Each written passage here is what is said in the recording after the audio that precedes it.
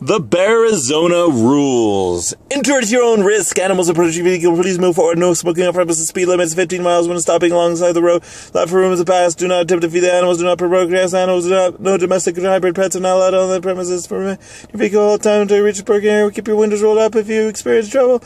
Remain in your vehicle. Sound the horn. Turn on your emergency light to report emergency call. Blah, blah, blah, blah, blah, blah. Those are the rules. Follow the rules. Good morning. Yeah, it's like 8 o'clock right now, or even earlier, and I think I'm in Kingman, Arizona. Yep, the TA over there, the travel, what does it stand for? Travel Authority, says that I'm in Kingman Travel Store. Okay, so I didn't make it very far last night. I think I'm getting wimpier at driving after all these years. 40,000 miles I did just the year before. Last year I did like 30,000 miles. And now I can't even drive at night hardly at all. I get tired too easily. And I got plenty of sleep. Maybe it's the quality, not the quantity. And so I decided to get myself this little spinny knob here at this store that I'm at. And I just saw it on the counter. I'm like, I've been looking for one of these. I ride off the turn where I was about to go to the south rim of Grand Canyon. And we've got this place called Bearizona. And I'm gonna go check it out, see what it's all about. I've gone to one in like South Dakota, similar to what I think this is, a drive-through kind of like wild park where they keep them semi-wild here. I want to see how much it costs and see if I think it's gonna be a good deal. I've got a little extra time. I'd get to Grand Canyon by around 11, so if I can do this a little, and yeah, I've got plenty of time before sunset. So I may try this. There seems to be a lot of people in line. My one worry is it's still kind of snowy out. You can see a little bit of white, that's snow on the road. And we'll see if there's a good amount of animals here. And I'd have to make sure I got my 7200 in the front of the car with and I got a memory card ready. Yeah, let's go give it a shot, see how much it costs. All right, so I decided to do the little Bear Country Drive. I paid them 22 bucks with tax. Well, that was with tax, and I'm gonna install my GoPro up top. That should be fun to get a little extra footage. And they gave me, so ask for it if you come here, ask for some Windex and some paper so I can clean those dirty windows in here. I don't know if you can see how dirty they are. And because you're supposed to keep the windows rolled up. And windows rolled up, you can pull to the side, stop, take pictures. You can drive through as many times as you'd like. But I think I'm going to they suggested to do a bird show at 11 o'clock. So, because I have a little bit extra time. It shows me getting the Grand Canyon around noon. So I've got maybe 3 hours to spare. So I can get to the Grand Canyon around 3 or 4. And head out on the shuttles and go to some places. So 3 hours here, sounds good. Well, I worked on these windows for a little while. I'm gonna have to use a polarizer to get rid of this reflection. And polarizer doesn't work well with this tinted window stuff. And look at what the USPS did to my window. They're like, don't park in front of the mailbox. But guess what? There's only 2 mailboxes my whole entire street. He has to go deliver the mail to the doorstep on all the rest of the houses, and I'm one of the only ones, and it's like 2 or 3 times that I parked in front of the mailbox, and I still have remnants from one almost maybe 4 or 5 months ago, and this one maybe from 2 to 3 months ago. Freaking vandalizing property, stupid USPS. They should be disbanded. I guess probably not, but they're retarded. At least one guy is there. All right, time to go. All right, let's go check out the bird show at 11 before I do a drive. Maybe I'll do a drive twice. Okay, bye. All right, so we're doing the walking portion first. I don't think we're alone. There's a bunch of cars here. Let's go check out these birds flying around and the smaller animals. Practice on them before I go do the real drive, maybe once or twice. It would have been good to do the real drive, then come here, and then do the real drive again. But they said to come here first, so I let them tell me what to do. Look, it's a bear. It's a St. Patrick's Day bear. So it's time for the first Raptor program here at Bearizona. Welcome. We're very glad to have you here. My name is Cecily, and along with Susan and Jen and Linda, Number one, I do see some nice camera setups out there, and you're welcome to take pictures. These birds are used to having their pictures taken, so that's not a problem.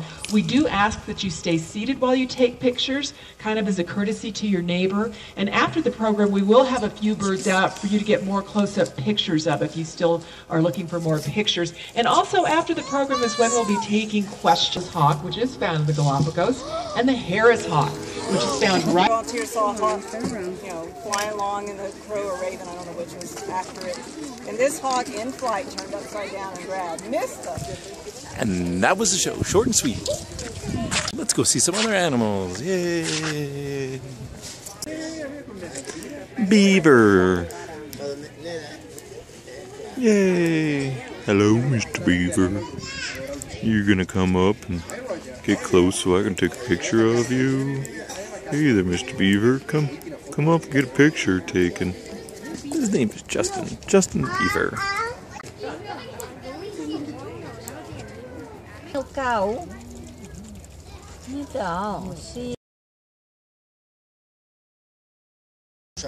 Because obviously you should climb up trees to escape from bears.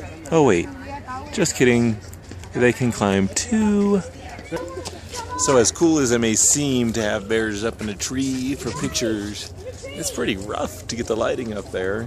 I like it when they're down and in the shade and there's a glimpse of nice light hitting them. But let's give it a shot, and there they are, 4 of them up in the tree. Down they come. One's coming to visit us. Others are having to race down. Getting down, up, down. My thoughts, this is where you come practice on wildlife. Kitty, kitty, kitty. That's pretty cool, huh, Sophia? Well, one of them woke up for a moment and looked. I said he wanted a picture. I took it. No big deal. It was when no one else was around. Everyone came for it to see it sleeping, and when it woke up, it was just me and some other dude, his daughter. No big deal. I got the picture of the lifetime. Pulitzer Prize one. Never mind. It's not. They were still kind of laying down. Well, I've seen almost all of the animals in all the exhibits so far. Usually when you come to these places, they're mostly just sleeping and stuff. Actually, I don't know what's in this exhibit. I have a Lena, and I don't see it. So, because they're cleaning out the cage over there. So, it's been pretty good luck. Let's see if they have much here. It's certainly not as big as like Wild Animal Park or typical zoos and stuff like that. But it's been pretty fun, and I've gotten good pictures so far. Quack, quack, quack. Aflac. Aflac. They don't even let you throw rocks at the animals. That's just silly. And no chasing, which means no kids. And no chasing, which means and no chasing, which no kids.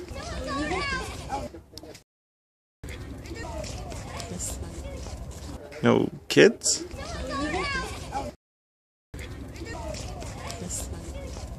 No kids?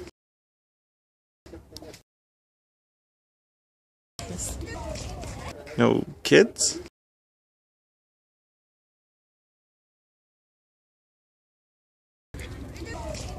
No kids?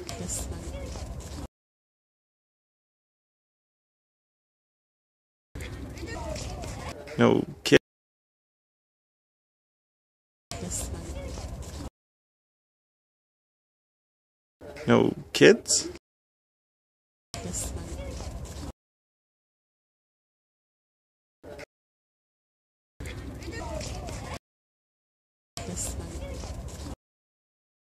No kids?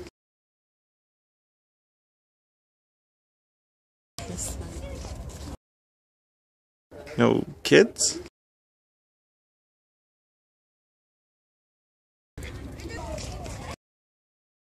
No kids?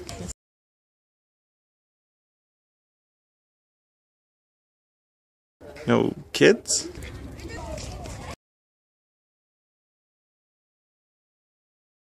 No kids?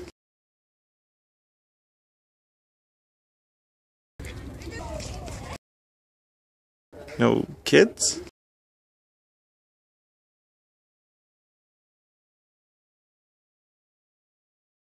No kids?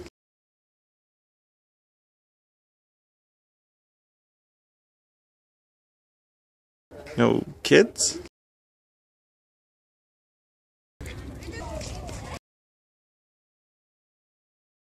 No kids?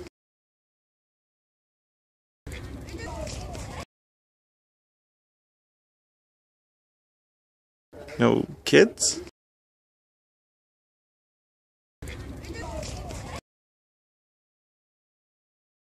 No kids?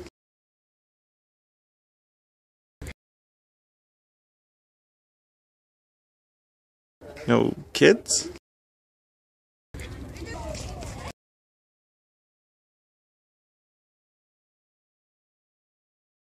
No kids?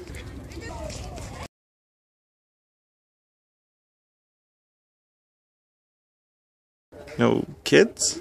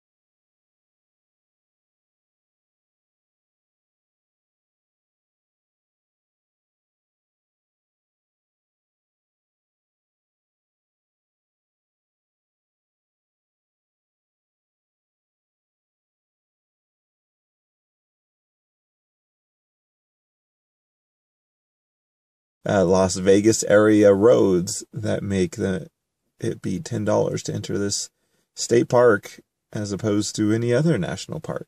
So Valley Fire, yeah, I don't even know what to say.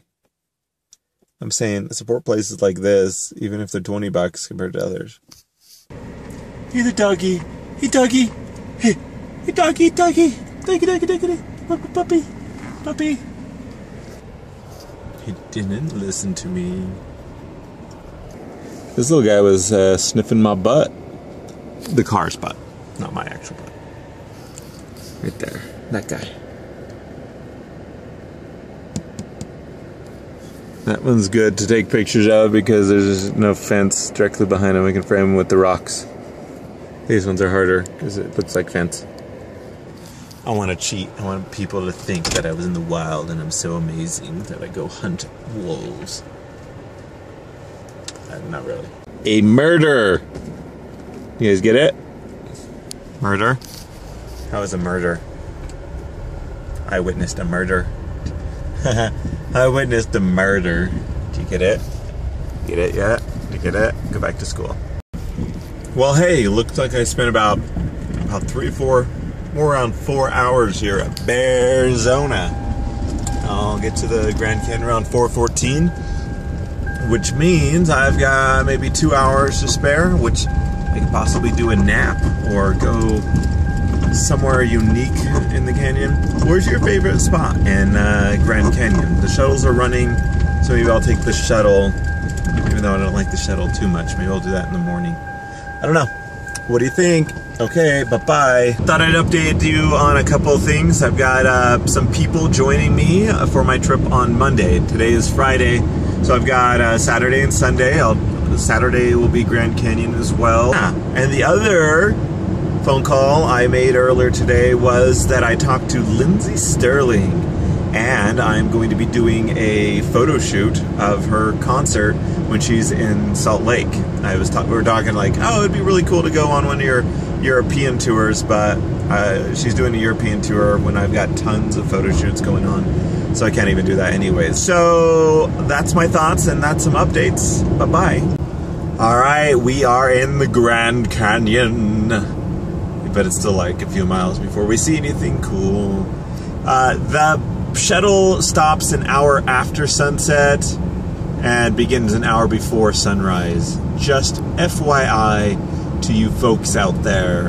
And I told her, I was like, I like it when the shuttle's not running, that way I can park out there. There's a lot of people leaving the park and just a few people coming in, so hopefully that means that's not too crowded. Sunsets are pretty busy. This is kind of funny. The Grand Canyon kind of looks like this up until you get there. It's very flat, lots of trees, and then all of a sudden, Grand Canyon. All right, hey, I'm going to take the shuttle, which means I'm packing up. What am I going to bring? This is the shuttle, the Hermitage shuttle or something like that. That's what it's called. I'm going to bring the 7200, 14 to 24, 24 to 70, kind of the three kings of the Nikons. And I am going to bring my backpack, and I got to make sure I bring my shutter release, my tripod, an extra battery, the map just in case, sunglasses perhaps, a water, some nuts, and what else? Anything else you would bring? Okay, I'm also going to bring my neutral density filters, my huge flashlight, a headlamp. This is great for just before sunset because look at those lines. They're going to be awesome. And it looks like a decent place for sunrise, though the sunrise at this time of the year won't be right there where we would love it to be. But for different times in the year, you'll get a sunset right there, and that will be great for you. All right, Scott JARVIE Photographer's Life, and can you guess where we are? I'll give you a little hint. Yay! Yep, we're at Hopi Point, Grand Canyon, Arizona, at the South Rim, and we are not alone. Look at all those people. I'll give you a better view of them in just a second. All right, hey, so when the stars come out, just leave. So it's all to myself. It's kind of windy, as you can tell. It's Hopi Point. And I'm I'm doing some star stuff, just barely, and I'm hoping I don't miss the bus. It has been stopping here, but the last one did not stop here. So I don't know if they just sent 2 or 3 here. But hopefully the last bus comes here, or I'm screwed. I'll figure it out. Well, I was definitely the last person out. I'm the only person on the bus, on the last bus.